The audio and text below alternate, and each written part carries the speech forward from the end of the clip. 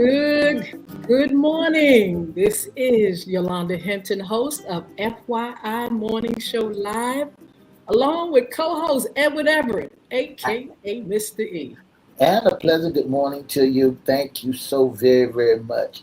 It's a beautiful day in the 757, and we're happy. I mean, as a lot, the sun is shining, and the temperature feels so wonderful. It's absolutely beautiful here. We've been looking forward to the warm. It's been cold this winter in the Hampton Roads area, but I tell you what, God is faithful, and I tell you what, as we near the springtime, He gives us that nice weather. You know, it may go back down, Mr. E, but right now we are happy. We can expect the 70s throughout this week, and we just bless the Lord for that. The sun is shining, and I'm very happy to see spring getting closer and closer to us. Not trying to rush things, but I tell you what, like I said, it was a cold winter, and I'm telling you, I'm ready for a little bit warm. We want to welcome our platforms: Facebook Live, Twitter, LinkedIn, YouTube, Instagram, and TikTok is with us. Make sure you all like, share, comment, and subscribe, please. You can go over to our YouTube, our newest FYI radio show over there at YouTube. And you can always go to Crystal Records, CRISTO Records 1 over there at YouTube. TikTok. Thank you all for joining us. Those that are on other platforms and want to see us through the TikTok platform, it's Y Hinton, YHINTON. Make sure you go over there and follow us. We promise we'll follow you back. And we're thankful for you all joining us. Thank you so much for your support. So, Mr. E, we want to just thank our sponsors real quick. Bulvic Academy, BULVIC Academy.com. Y'all check that out. And Beard Gods, BEARDGODZ. Make sure you all check out Beard Gods as well. Mr. E, it's hump day. That's right. It's hump day. Just before we go into our segment, just want to let everybody know that you set your clock forward this Sunday.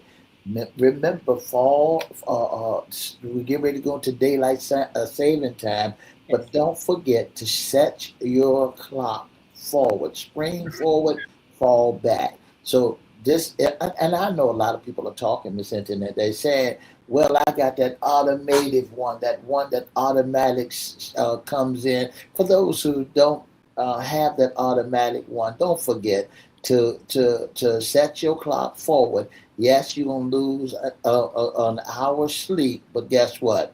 You'll be liking it because it'll be lighter in the daytime and the evening time. So, hey, let's do that.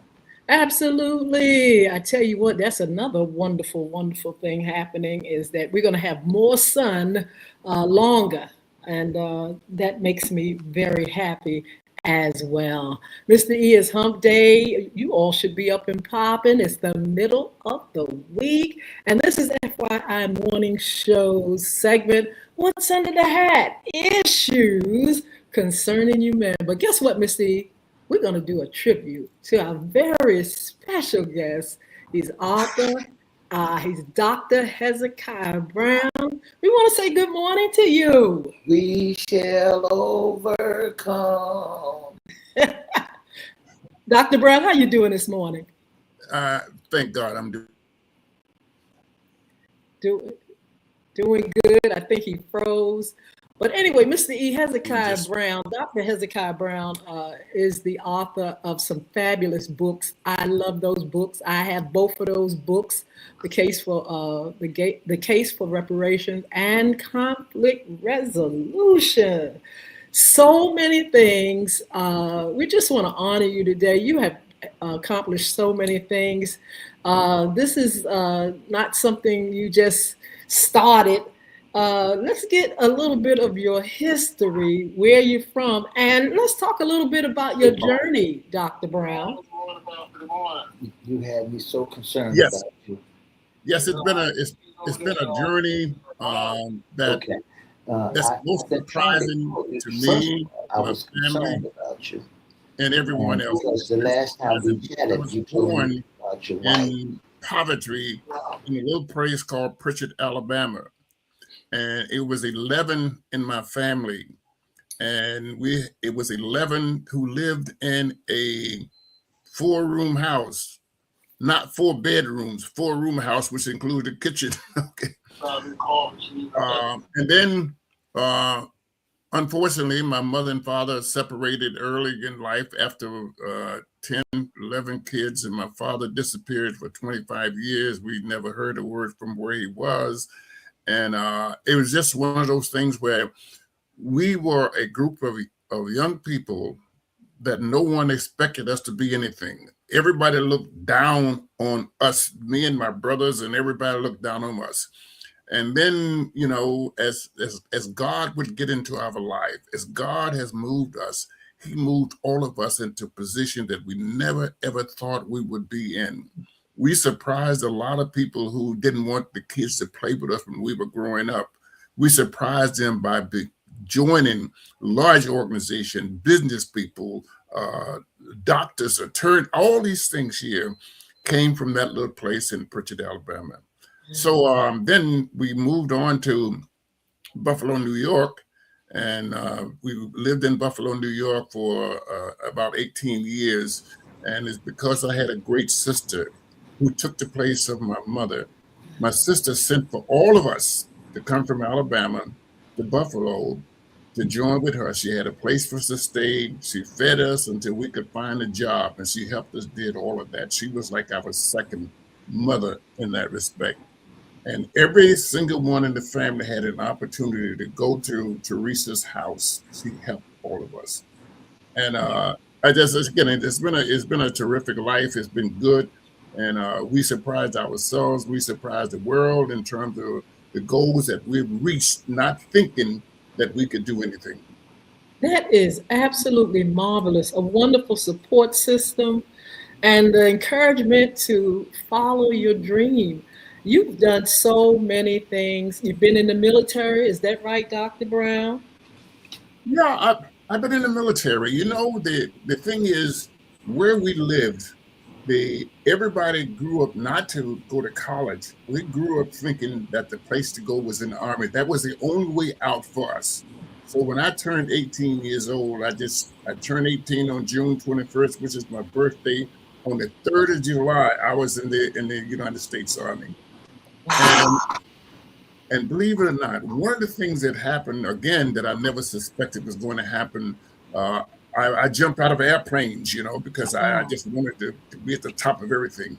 And so one day we was out on the baseball field, and they came and said, listen, says, pack up, we going to Little Rock, Arkansas. No, they said, pack up and get on, you going to jump. So we said, okay, fine, we'll jump and we'll come back.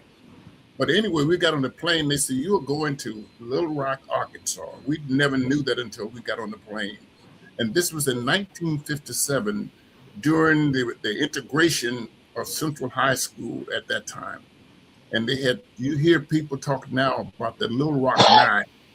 Yes. And we were all a part of that. The only thing is that's significant here is that you never hear anyone talk about the Black soldiers who was in Little Rock, Arkansas.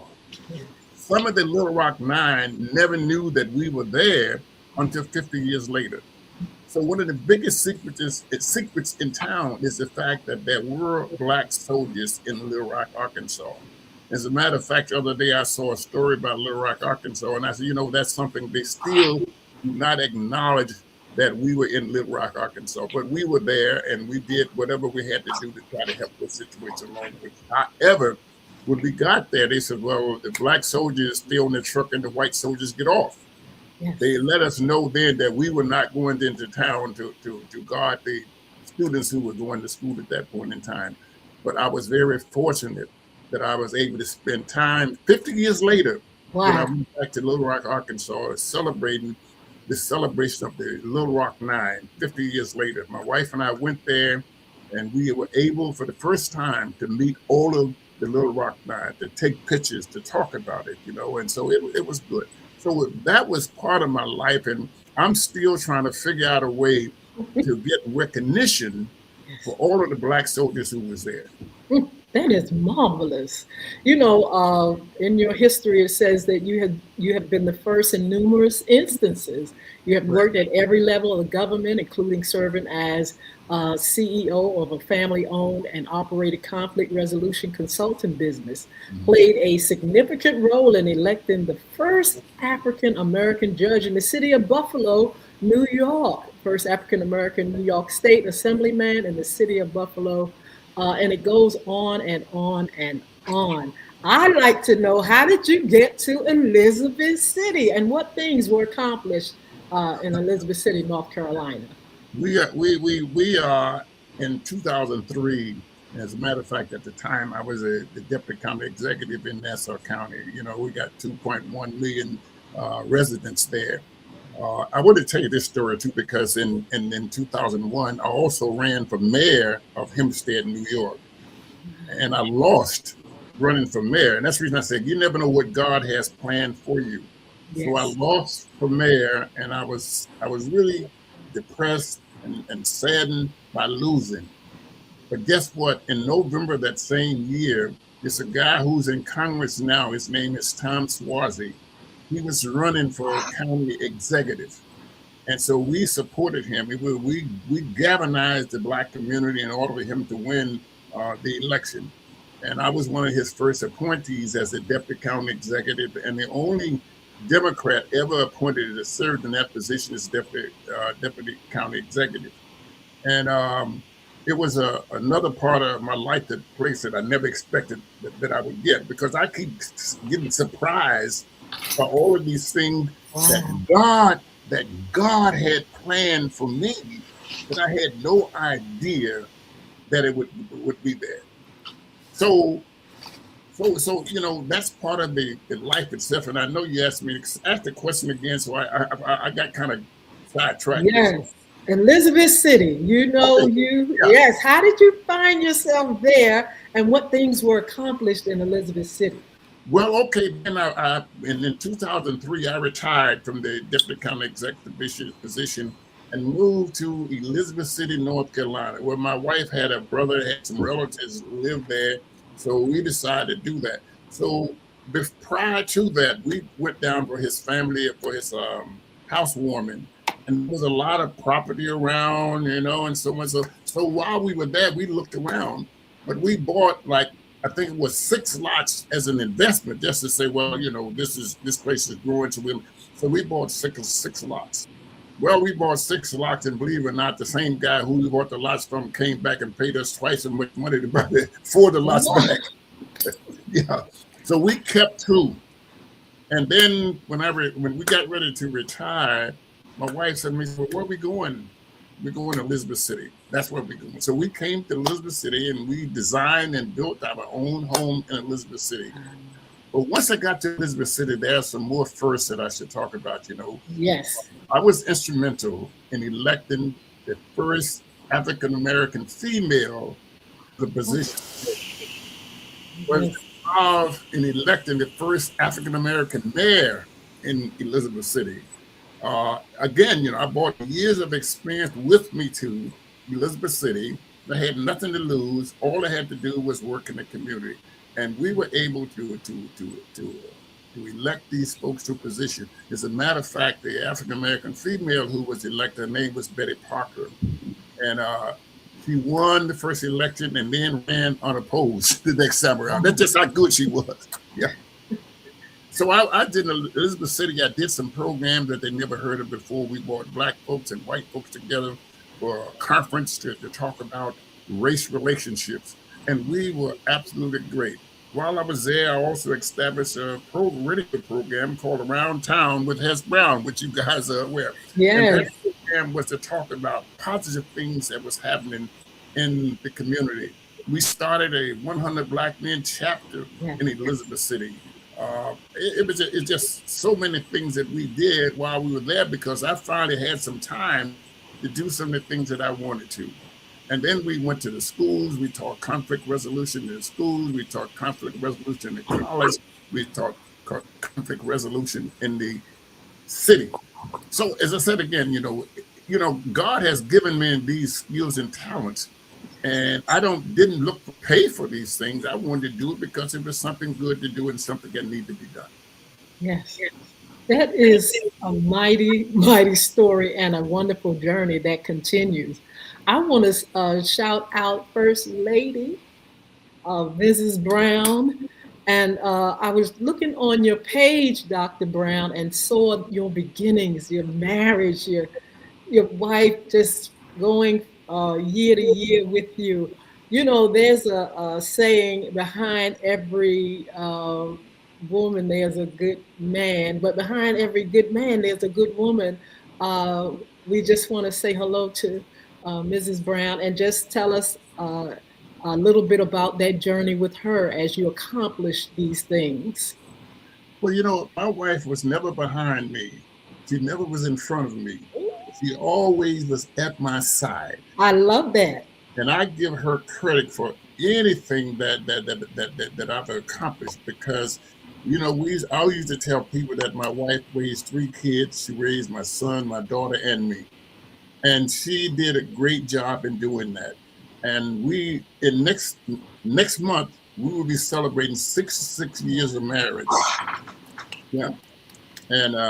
And she's just been a real star. I mean, she's just been a wonderful person who supported me, and she just said always she was in the background. I don't want to be out front. She did this, but even sometime in politics, I was always was a political animal, but she hated politics. But she came along, I like politics, so we used to open our house up to people running for senator, running for president of the United States, and all they came to our house in Hempstead. Anybody running for office, they came to our house, and she was there being supportive, and she took care of our kids. I mean, she's a blessing. Yes, absolutely. When you decided that you were liking politics, and you see politics then, how do you treat politics now?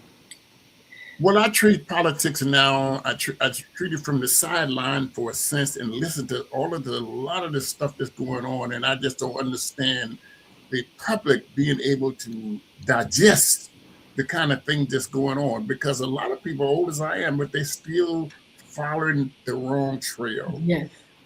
It's apparently that people, as I said again, I often say about many, not all politicians, but many politicians don't give a damn about the people. They care about getting reelected, and whatever it takes to get reelected, that's what they do instead of being concerned about the people they represent. So as I see politics now, I don't know if I'm going to live long enough to see it kind of go back to where people are concerned, politicians are concerned about people as opposed to themselves. But I certainly hope so, because we're in a dilemma now that I don't know if we could ever climb out during my lifetime. Yes. Because it's not about, and this is just Hez Brown perception, it's not about what I think and what I see, but it's all about the mighty dollar. Whatever is going to turn over $1 for somebody, for some elected official or somebody that friends or so like that, they do it. And so what they're doing, there's a separation of poor people and rich people. And they're still pushing down. I don't know what they're going to do with all the money that they're going to have. They can't take it with them, I would say. So I'm just saying that's where we are. And we have people now who are suffering in terms of health care, in terms of food, in terms of wealth, all these things that people are suffering, and they still pushing to get more money in their pocket. And that's the reason I'm saying this. It's the difference in when I came along. There were people who cared about people. That's why they got involved. That's why I got involved, because I cared about people. But there are people now don't care about people. They care about it. What's in it for me? And that's the real problem. You did some stuff with conflict resolutions. Now, in the world today, we got a lot of conflicts going on all over the world, from the White House to Iran's house to all over the world, to Mexico, you name it. How would you resolve some of the conflicts that are going on in the world today? Well, first of all, conflict resolution, when we use that word widely, it's very difficult to do because you're asking people to step out of where they are into another body in terms of doing that. Yes. And I'm just saying to you is that in order to resolve conflict, you got to want to resolve conflict. Yes. These folks today, they don't want to resolve conflict. They operate on power.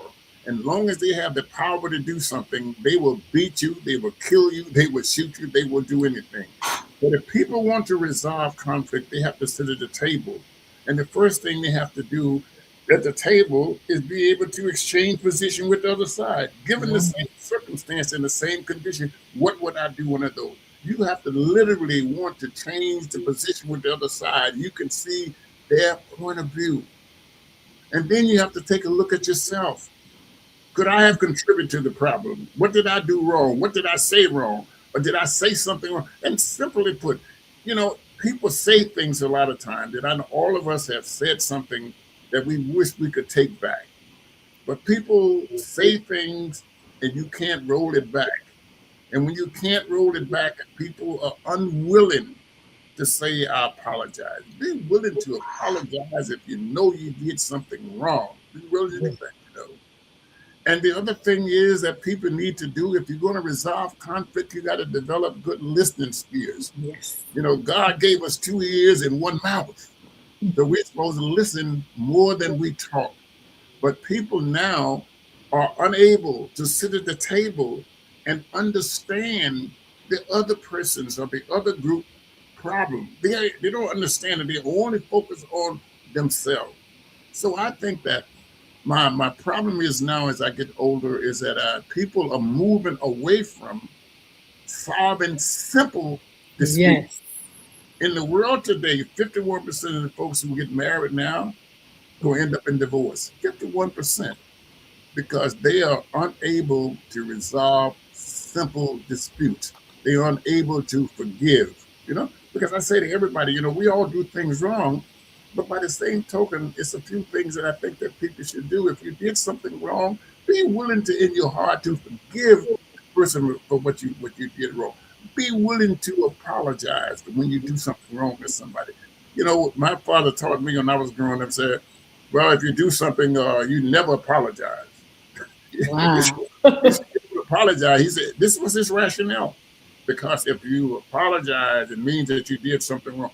Think about what you're going to do before you do it. If you do it, that's it. That's the end of it. That was the worst thing he ever taught me about life, was to talk about never forgiving people. All right? Absolutely. As you look at your journey and you've gone to conferences, organizations, businesses, individual, people, couples, families, when you walk away from the situation, do you say, that turned out well, or I can't fix that? What kind of things did you think as you finished? Let me say this to you. That I'm a former federal mediator. Again, one of the positions I never heard of what they did before I became one. All right.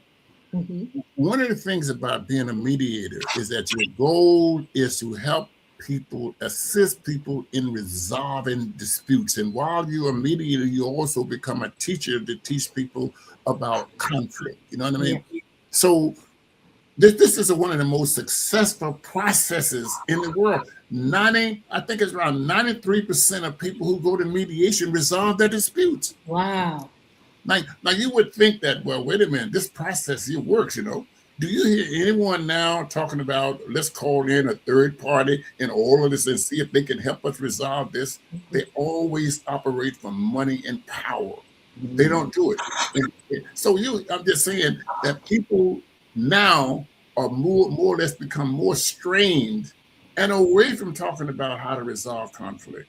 But this is it's a beautiful process. It's a process that works. It's a process that gives people an opportunity to state their position, and it gives an opportunity for them to listen, because the mediator is going to take control to make sure that the parties are listening to each other. If they can't listen, then the mediator is able to separate them and help them resolve disputes. I just wish that in my lifetime that I could get conflict resolution as part of the school curriculum, where kids start learning from the time they enter from K through 12 how to resolve disputes. I think if you get something like that, what it would really do, it would help a lot of people. And if you take that for 12 years, when you get out of high school and go into college and other places, and you've been having 12 years of conflict resolution, and then when you go into the workplace, because a lot of those same bad habits that people have now, it goes right into the workplace. Yes. You know what I'm saying? If we had a way to convince some of the school boards across the country to implement it as part of the school curriculum, you wouldn't have as many kids killing each other, many kids fighting all the time, and many people name calling all the time, because most of these things start from somebody just calling somebody a name. Absolutely.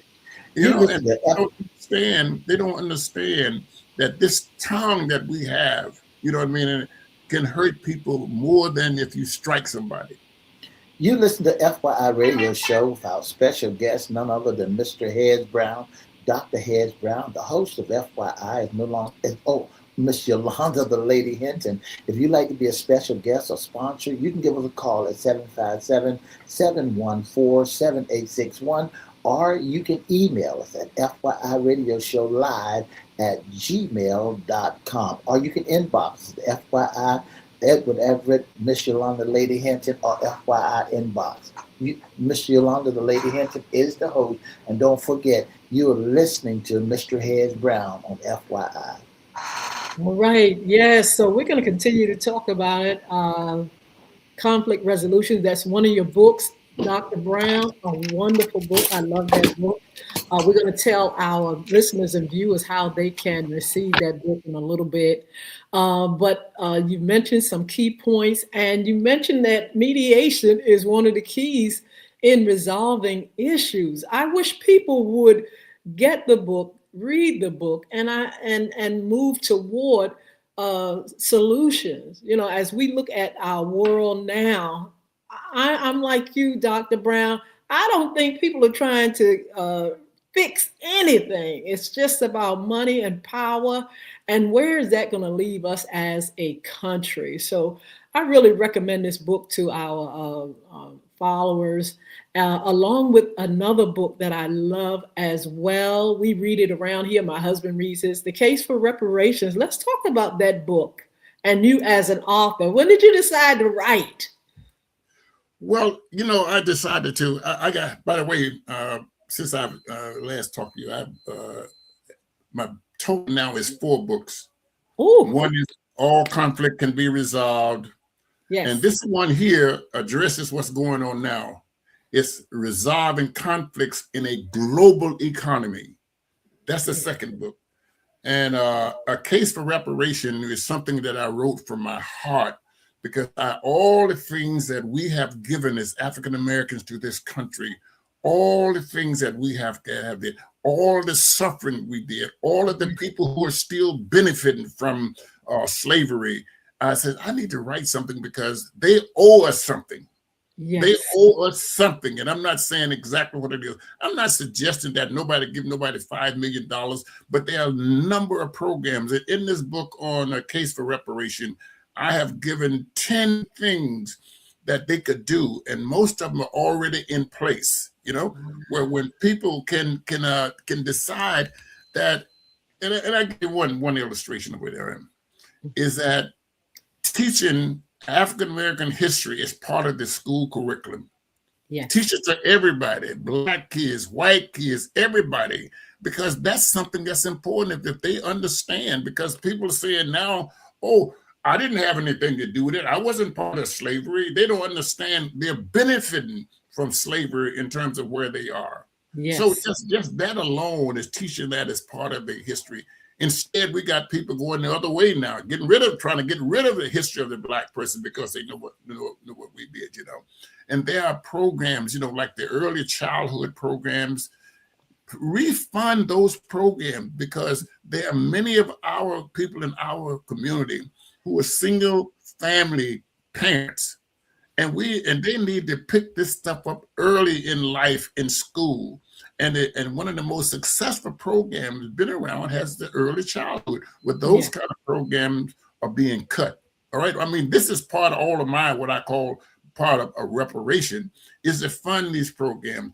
Another most successful program in this country for our kids was the after school programs. Yes. Where young people would go from a structured environment in school to another structured environment in the community center and places like that. Because if the kids go home, they go into another area of disruption. They don't learn anything. No one forced them. You know, when you go to the after school program, the first thing they're going to do is insist that you do your homework. The second thing, they're going to insist that you focus and structure. I mean, so these are the things here that they can't get at home, but they could get in these programs. This was the most successful program, another program that they're talking about. They have cut now with a program that's working. Almost any program that's working successfully in our community, for some reason, it's the first thing that's on the chopping block. You know. Absolutely. Go ahead. I'm sorry. I'm just going to say there's another program that's called the Youth Bill. A youth bill where young people who drop out of high school, they can go back to Youth Bill and get their GED. They got all kind of programs there that can fill the void of what they don't have, you know. But more programs like that refund those kind of programs. So in the back of the book, it's 10 areas that I think that could be successful in reparation. I'm not saying don't give any money. They're going to give money. And I think that Wall Street, many of those places on Wall Street started doing slavery.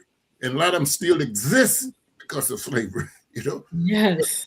If they could find some way and means to fund these programs, it don't have to be the government. Find some people who would fund the program. Absolutely. Can you talk about our HBCUs? Do you feel as though they are now receiving funding as never before? You know, you talk about reparations, but do you feel like, you know, people are trying to make up for some things through giving to our HBCUs? Listen, I'm telling you, some reparation is going on now. And I tell you, Jeff Bezos, his wife, have given more money to HBCUs. That's the reason I said God work in mysterious ways. You know, sometimes when people want to take things away, this administration was giving HBCUs money. The first thing they want to do was cut out giving them money. And now even the college in Elizabeth City State University received $20 million, this largest donation they ever had. The food bank received another $3.1 million. So I'm saying, and she is studying giving away money. Now, there are also other African-American millionaires and billionaires who are giving money. You know, while we say that the reparation is not, but the reparations there and people don't call it, you know, companies in London is donating money to HBCUs, you know. That's why HBCUs are doing so well now than ever before, because they're getting, even what the government was giving them wasn't enough money. But these folks now, and these, as like I said again, that's the reason I say I don't hate nobody. I don't hate white people, but by and large, it's a lot of white people who understands what happened to us, understand slavery, and understand what has to be done. You know what I mean? So, and they're doing it. And I don't have the list in front of me, but I had a list of all those people who were giving back to HBCUs and giving back to communities. They're doing, you know. Yes. Talk about us as a people. We just had Black History Month. Are we moving forward? As you look at your journey, what are some of the accomplishments that you think stand out in your mind about us as a people? Well, I think number one, we have to look at where we was and where we are now. There were people who were talking about African Americans who was dumb. They couldn't learn to read. They couldn't do all this. But they told us, they said, here's what you have to do. If you want to get ahead in America, you have to go to school, get a good education, and you're going to be all right. You're going to climb into the middle class. Well, what happened? We did that. Yes. we did that. And we did it better than they are. Do you realize, I'm saying again, you can tell the program is working because in this administration, the first thing they want to do was get rid of DEI. Yes. Not realizing DEI didn't help Black folks. DEI primarily helped white women. Yes. All right. Now, what I'm saying is, with the people that was in jobs, the people who competed for jobs, all were well educated and many times overly qualified. And they said, well, wait a minute, the guy who didn't want to go to college, who was a farmer, the guy who worked for the railroad or something like that, they didn't go to college and get an education. And then they said, well, now they're taking our job. They're not taking your jobs. We are taking the job that we qualified for, because if you go through and look at DEI and you would check it out, you would find that 99% of those people who got those jobs, they had to either take a test, they had to do something in order to get those jobs. All right. And so when we did what they say we should do, it backfired on them. All right. Oh, absolutely. Let's talk about the vote. Oh my goodness. Why should folk vote? We always hear, well, my vote don't count. I can't change things. But we're getting ready to go into the midterms. As a matter of fact, we just had the primaries in Texas. Can you just talk about the vote, how important it is, and what do you see as far as the midterms? What do you think is going to happen? Well, I know what's going to happen. Good. But I Okay. know what's going to happen. But here's what we have to do. Those of us who've been around a long time, it's called a grassroots campaign. Yes. The first thing I'm saying to you and to the listeners and everybody else, what you have to first do is sit down on an individual basis and talk to your children about what's going on. Yes. But you have to also make sure that your children are registered to vote, your cousins, your uncles, and your neighbors. We have to do this. This has to be a grassroots kind of thing. Make sure that everybody is registered to vote. Now, that's only half of it, but you educate them on what is going on. When things come on television, you sit around and you talk about it. You know what I mean? When they start talking about taking stuff away, like health care for people, and a lot of these people are affected by this, all right? And so there's people who live in the project, who are on Section 8 housing and who are on Medicaid and all these things. They thought a long time ago, oh, we can't lose this. Oh, they won't take this from you. Yes, they will take it from you. The only way to save it is through your vote. Now, that's the number one. Number two, once we get them educated and registered to vote, then we have to get them to the poll. All right? It's okay to be registered, but if you don't vote, it doesn't matter. So we have to get them to the polls, and this has to be a thing that they have no control over. And what I'm suggesting doesn't cost any money. You feel what I'm saying? Yes. Because even the major parties, they spend all the money in campaigns on radio, television, newspaper. They don't dump any money into the Black community for it. They want us all to volunteer. So what we need to do is understand that, but get our people registered to vote now. All right? Yes. Now, educate them now. Have a cookout and say, look, we're having a cookout. Come on over, we're going to cook some hot dog, but we want to talk a little bit about this and talk about the issues that's facing us, but not only us, but facing our people, educate them, get them excited about voting. And then when the midterm election comes, based on what is going on now, all right, I don't know. I know they're trying to change things now to make it look like they're doing something right. But I think that people are not fools, and it's just not Black folks, because, we can't do it alone. We're only 13% of the population. Mm-hmm. But we need to form coalitions with the Hispanic community, with other people in the community, and get a team of people together and say, we're going to make this change. That's what we need to do.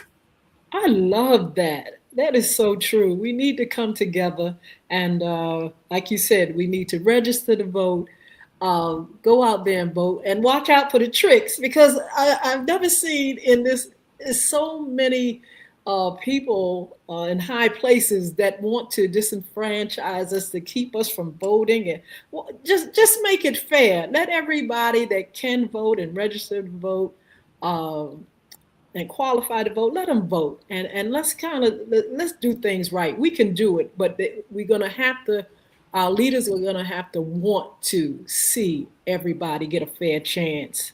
Let's talk about Dr. Hezekiah Brown now. You remain productive. You just mentioned a couple of more books. Tell us about Hezekiah Brown and who he is right now in this time. Well, I'm really spending most of my time. My wife is ill, and I'm spending most of my time doing what a husband's supposed to do, is to take care of them. But the other thing that I think that's important, the last book that I wrote, it says it's not where you started, it's where you finish.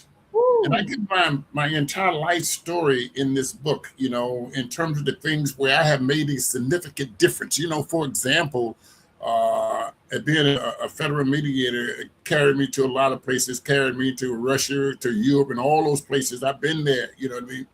But what I'm saying is that as we go through life and so many different things hit you and so many different things happen to you, it's almost unbelievable.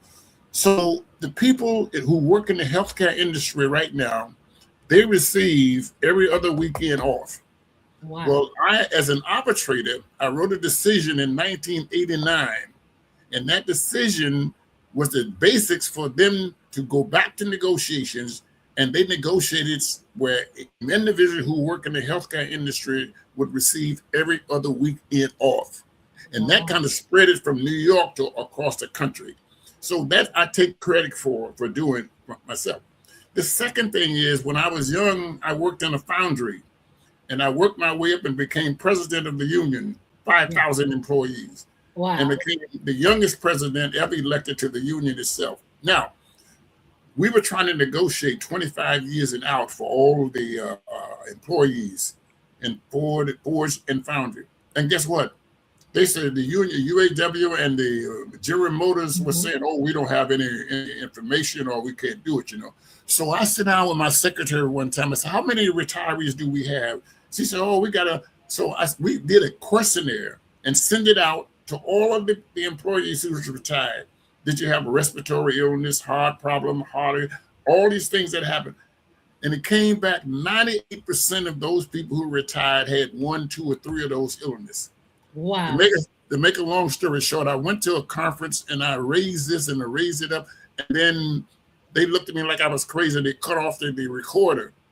So then a week later, after I came back to Buffalo, I get a call. They said, well, the president of the union, international president, and I remember 2 million employees, the national president want to see you. I said, okay. I thought maybe they're going to offer me a job. I went to Detroit to see them, and listen to what happened. When I walked in, they said, well, we understand that you did some research on Forge and Foundry workers. I said, yeah, I did. He said, give me a copy. I said, I didn't bring it with me, but I'll send you one. But to make a long story short, right now, and this going back 20 years ago or 25, they negotiated 25 years and out based on that report. Jeez. Yeah. Ooh, that is marvelous. A great accomplishment. Let's talk about men. This is our men's segment, men's issues. Let's talk about African-American men in particular. What message would you give them in this day and time? And how can what you've gone through, your journey and your experience, what would you say to help our young African-American men? I think that African-American men should have to understand, all right, that they are role models, that everything that they do, somebody's watching them. The children are watching them, the community kids are watching them, and the world is watching them. You have to be a role model in your community to be effective. You have to be a good father in order for them to see what it's like. You know what I mean? I keep saying this, my son been married 39 years, so he's catching up, Yeah. Yeah. And in my family, most of the men in my family all been married over 40 years. You know what I mean? Yes. So I'm saying that they have to understand what kids see is what they will be. All right. And we have to make sure that they see us in a positive way. It's not like it was before. Like many times you hear a preacher say, don't do as I do as I say do. No, no. You have to be a role model. You have to be able to point out to people and they can see you somebody. And the real reason why I'm saying this because kids grow up in drug infested areas. What do they Yes. become? They become drug dealers, prostitutes, girls grow up. That's what they be. If they see a positive person, Yes. that's what you want to be. You want to be the person to do that. Everybody, when I'm just saying, everywhere I've lived, and I carry this with me everywhere, that people migrate to me because they want to be me or be like me, or they like what I'm doing. Yes. Yes. Absolutely. Let's tell our listeners and viewers where they can get your book and information. Okay, my name is, as I say, Hez Brown. I'm gonna give you my email address and my telephone number. If you want to get either one of these books, and I have 4 of them, I should say, All Conflict Can Be Resolved, Resolving Conflict in the Global Economy, A Case for Reparation, and it's not where you started, it's where you end up. And the number is HEZ38@AOL.com. And the telephone number is 516-815-8679. Okay. You all, please uh, get the books, read them to your children. And just like Dr. Brown said, get around the table, discuss these things, come and get your little cliques together, family together.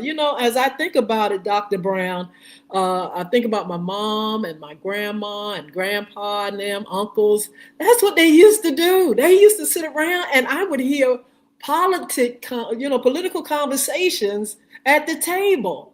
And, we would sit around and we would look at, the news and things like that. And they would just talk and give their, opinions and perspective on what they thought was going on and how they could resolve it. They were really involved. And so I recommend to families, all families, especially African American families, to do the same. Start doing that. Get the books. Start reading them and discuss it with your children and your grandchildren. Don't leave them in the dark. Don't leave them ignorant to what's happening in the world and how they can live a better and prosperous life regardless of what's happening, regardless of what's going on. So we recommend the book, Dr. Brown. I always talk about you. My husband and I, we read your books. I'm going to get the newest ones, and I'm going to continue to talk to my children, my grandson. My grandson got a chance to meet Vice President Kamala Harris. My son had this feeling of going to DC. He went to DC and he was going to go shop. And his son, he's only, at the time he was about 5. He said, I want to go in this store. I want to go in this particular store in Washington, DC. So young, but just wanted to go there for some reason. And my son took him there. And all of a sudden, he saw a crowd coming down the street. He didn't know what was happening. And all of a sudden, he saw the Vice President of the United States. And she said to my grandson, come here, young leader. Woo, we got a picture and everything of it. It was just a marvelous time. He said he knew who she was. He's 5. He was 5 then. Said, I knew who she was because in school and at home, they have had the conversation of the vice president and her running for office and things like that. But that was a really wonderful opportunity to see someone in that position and to my grandson to see that, wow, this thing right here is real. And people in our culture and our race, they are moving toward some of the highest positions in the world. And they have accomplished that. Barack Obama as president, Vice President Kamala Harris, her running for the office of the presidency. And just to let him see that, just for him to see that was just a mighty, mighty experienced to our family. Yeah, I can say one last thing. Yes. You know, African American men primarily are involved in sports. And that's the Yes. number one thing on their list. They, you know, on Sunday afternoon, forget about anything. On any other day, they do that. What we have to do is say, okay, it's all right to watch sports. It's all right to watch basketball and football, but spend half of the time that you spend watching those games and participating, spend half of the time with your children. It's all, Yes. That Mhm. is so true. That is so true. Dr. Hezekiah Brown, we just honor you. Thank you. Your journey is just so beautiful. As I look at it, I hear you. I've read about, the things that you've accomplished. What a mighty journey. And you give all credit to God. Tell us about that part before we tell folk about where they can get the book again, about God as a part of this journey. Yeah, as I said again a long time, you know, I'm a fearful person. I fear God, but not only that, but I'm a godly person in a sense. And no matter what I do, God is always included as a first part of it itself, because I'm a witness that there's no way under this sun could I have accomplished what I did without the support and the grace of God. Mm. Here's what God is. Whatever is for you, you're going to get it and can't nobody else take it. And that was proven in all those places where I became a first. Many of those cases where I became, when I was a federal mediator, I never knew what mediators did until I became one. And that was Wow. all about God. There were millions of people across the country would love to have had that job. You know what I mean? There are all these other things that I did. First, I don't say I did, God did, but God put me in position to do those things, you know, because God knew where my heart was. If your heart is in the right place, your head is going to be in the right place, and somebody's going to watch you, and somebody's going to value you and what you do, and you will be all right. But if you don't take time and respect and believe in prayer, because I can tell you, prayer works. Believe me when I tell you it works. Maybe not when you want it to, because God is an on-time God, but sometimes when you decide to pray after it's all over, but pray before. Yes. We want to say hello to Denise Sherrod. She's on Instagram. Sheila Robbins on Facebook. We got so many people here on TikTok listening to you. We want you to give that information again where they can get the books. And I want you all to get the books. Order the books. These are great books. So Dr. Brown, let them know where they can get all your books from. You can do it from, as I said again, my email address is hez38@aol.com.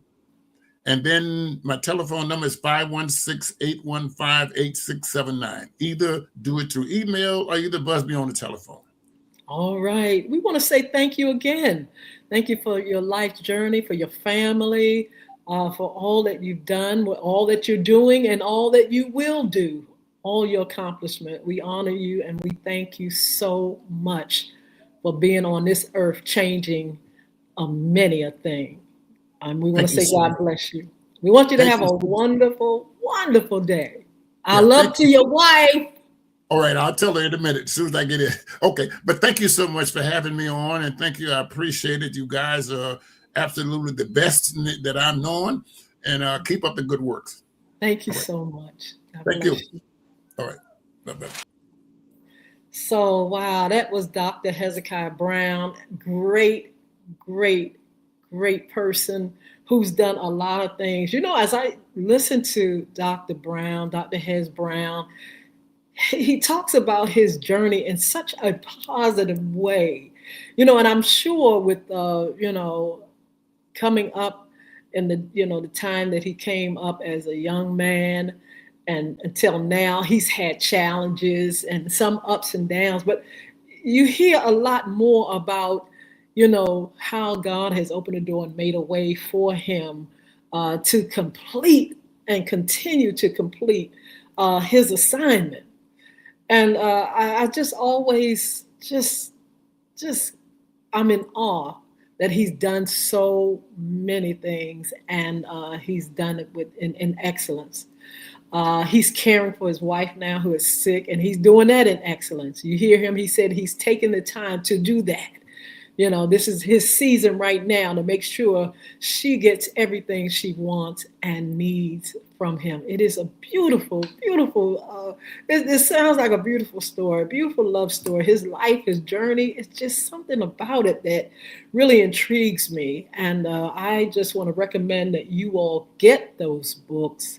You all make sure you take the time to read it. Get your book club.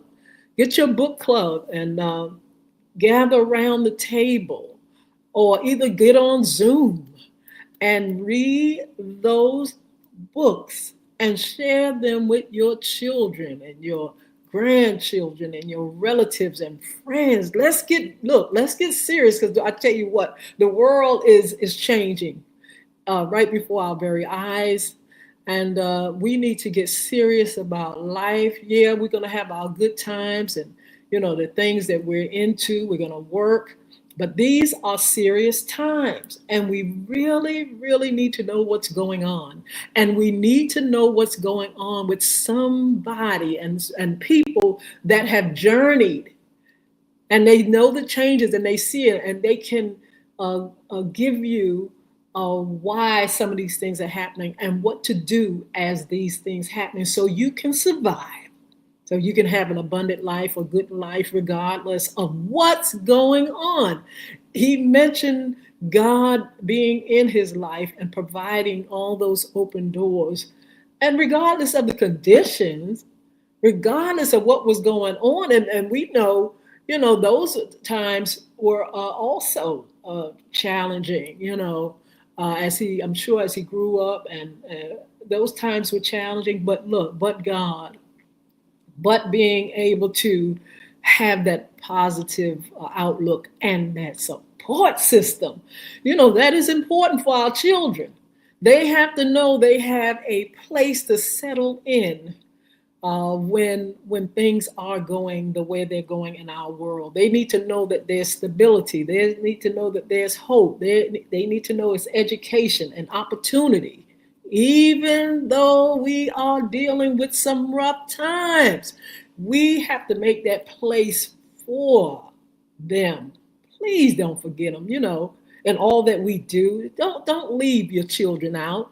Don't leave communicating with them about serious issues out. Don't leave them without knowing what voting is. Take them when you vote. Take them if they're young.